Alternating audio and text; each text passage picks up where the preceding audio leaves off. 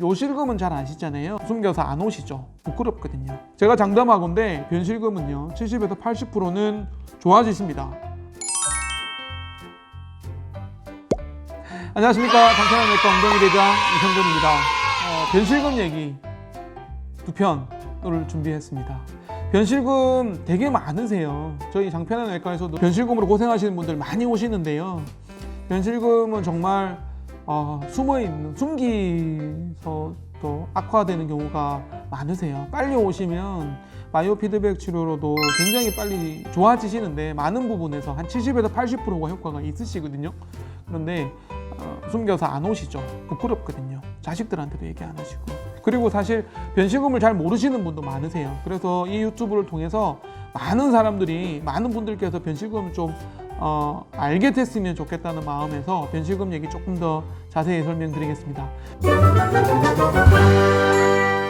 변실금은, 요실금은 잘 아시잖아요. 소변이 새는 거, 소변이 자꾸 묻는 거, 기침할 때마다 속옷에 소변이 나와서 자꾸 묻는 건데, 변실금도 마찬가지입니다. 의도하지 않는데 변이 자꾸 나와서 속옷에 묻는 거죠. 의외로 많으십니다. 요즘 많아지고 있고요. 많아지고 있는 이유는 노령화 때문이시죠. 연세가 많으신 분들이 많아지고 계시니까 자연스럽게 변실금으로 고생하시는 분이 많으세요. 아직은 항문, 대장학문 전문으로 하는 병의원에서도 변실금에 대해서는 그렇게 많은 관심을 갖고 계시지 않으세요. 심지어 변실금에 탁월한 효과가 있는 바이오 피드백이라는 장비도 갖고 있는 병원이 많지 않으시니까요. 자, 그러면 변실금이 왜 생기느냐?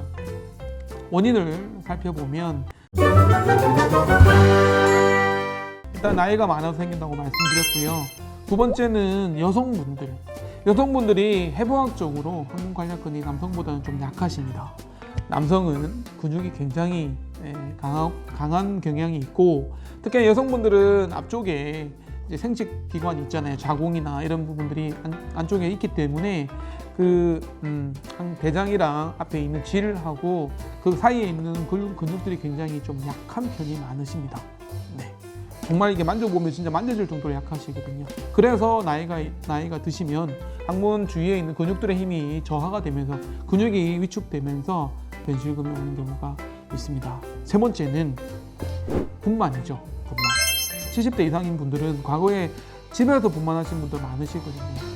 그러다 보면 난산, 그러니까 분만이 되게 어려워서 힘들게 애가 나오는 경우에는 관략근 주위에 있는 근육이 파열되는 경우가 의외로 많았습니다. 그리고 과거에는 난산인 경우에 병원에서 분만을 한다 하더라도 앞쪽에 에피지오톰이라 그래서 앞쪽을 조금 잘라주는 그런 시술이 같이 동반되는 경우에는 의외로 변실금이 많이 생길 수밖에 없죠. 그래서 요즘에는 제왕절개가 좀 많아지면서 변실금의 조금 위험도가 떨어지고 있습니다만, 이제 자연분만 하신 분들은 아무래도 변실금의 가능성이 좀 있겠습니다.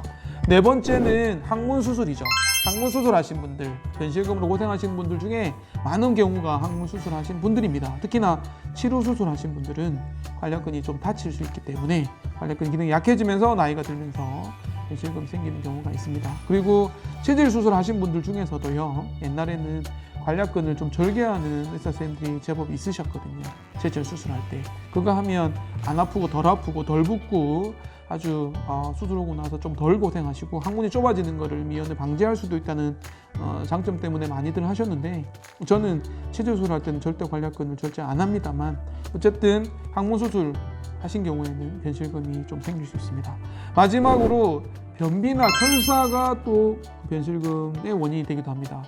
변비가 있으시면 잘 안 나오시잖아요. 그러면 직장에서 변이 꽉 차가지고 잘 안 나오다 보면 오버플로우가 되는 거죠. 넘치는 거죠. 넘치면서 변이 조금씩 이렇게 넘쳐서 나오는 경우가 있습니다. 특히 소아변비에 있는 애들 변비 때문에 변이 잘 안 나오는 경우에는 오히려 유분증이라 그래서 이렇게 지리는 경우가 있습니다. 그래서 변티에 변이 묻는다고 엄마들 엄청 걱정해서 오시거든요. 그런 경우에는 대부분 변비로 인한 2차적으로 변이 조금 묻는 거기 때문에 변비 치료해주면 좋아지는 경우가 많습니다. 마찬가지로 설사인 경우에도 변이 무르게 나오면요, 이게 조절이 잘 안 되시면서 조금씩 묻어나는 경우 때문에 변실금이 생기는 경우가 있습니다. 그래서 설사 때문에도 변실금 많이 옵니다. 이런 다양한 원인 때문에 변실금이 생길 수 있고요. 그 원인을 찾아서 해결한다 그러면 변실금은 치료될 수 있습니다. 자, 그러면 변실금으로 오셨을 때 어떤 검사를 하셔야 되느냐? 물론 과하게 검사를 해서 정확하게 검사를 위해서 과하게 검사하는 병원도 있으신데요. 저희는 크게 3가지 검사를 합니다. 첫 번째는 직장 수지 검사라고요. 직장에 항문을 이렇게 손가락을 넣어서 체크를 하는 거죠. 제가 몇 번 말씀드렸지만 대장항문 전문으로 하는 의사의 손가락 끝에는 아주 이 손가락에는 좋은 기능들이 많이 탑재되어 있습니다. 끝에는 항문경도 달려 있고요. 안에서 막 볼 수도 있고요. 항문을 쪼으라고 해서 탁 체크하면 항문 기능, 관략근 기능도 체크해 볼 수 있습니다. 농담이지만 진짜로 그 능력이 있으신 의사들은 확인하면 도움이 크게 됩니다. 그래서 항문 직장 수지 검사는 반드시 해야 되는 검사고요.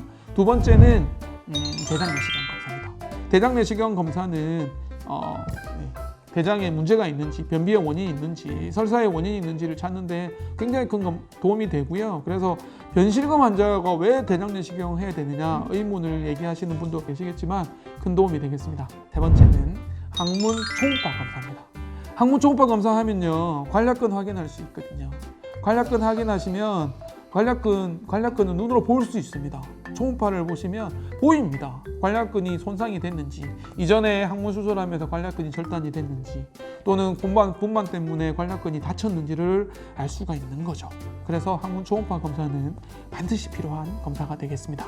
그 이외에도 항문 기능 검사, 그래서 항문의 압력을 재는 검사가 있습니다. 그 검사가 간혹 부정확하기 때문에 검사를 하는 정확도에 따라서 약간 수치가 좀 다르게 나오지만 변실금으로 인해서 수술을 할 때는 그런 기능 검사까지도 같이 하시는 게 좋겠습니다. 물론 변실금을 무조건 수술할 필요는 없습니다. 제가 다음 시간에 말씀드리겠습니다만 변실금은 수술 안 하고도 좋아지는 경우가 많습니다. 제가 마지막으로 강조하고 싶은 건 변실금 때문에 숨기는 경우가 많다는 겁니다. 변실금이 있으신데 좋아지겠거니 또는 가도 답이 없겠거니 남한테 얘기하면 부끄러워서 변이 산다 그러면 치매가 왔다고 오해할까봐 변이 산다 그러면 이제 나는 갈 때가 된 거 아닌가라는 그런 자책감에 안 오시는 분, 치료를 안 하시고 방치하는 분들 많으세요. 모든 병이 그러하듯 병은 조기에 진단하고 조기에 치료하면 좋아질 수 있습니다. 제가 장담하건대 변실금은요 70에서 80%는 좋아지십니다. 설사 안 좋아진다 하더라도 관리해서 그 증상을 호전시킬 수 있습니다. 걱정하지 마시고 바이오 피드백 치료가 있는 병원으로 내원하셔서 변실금 치료 하시면 되겠습니다. 진단하시고요. 수원을 대표하는 대장항문외과 전문 의원이 되고자 노력하는 장편한 외과 엉덩이 대장 이성근이었습니다. 고맙습니다.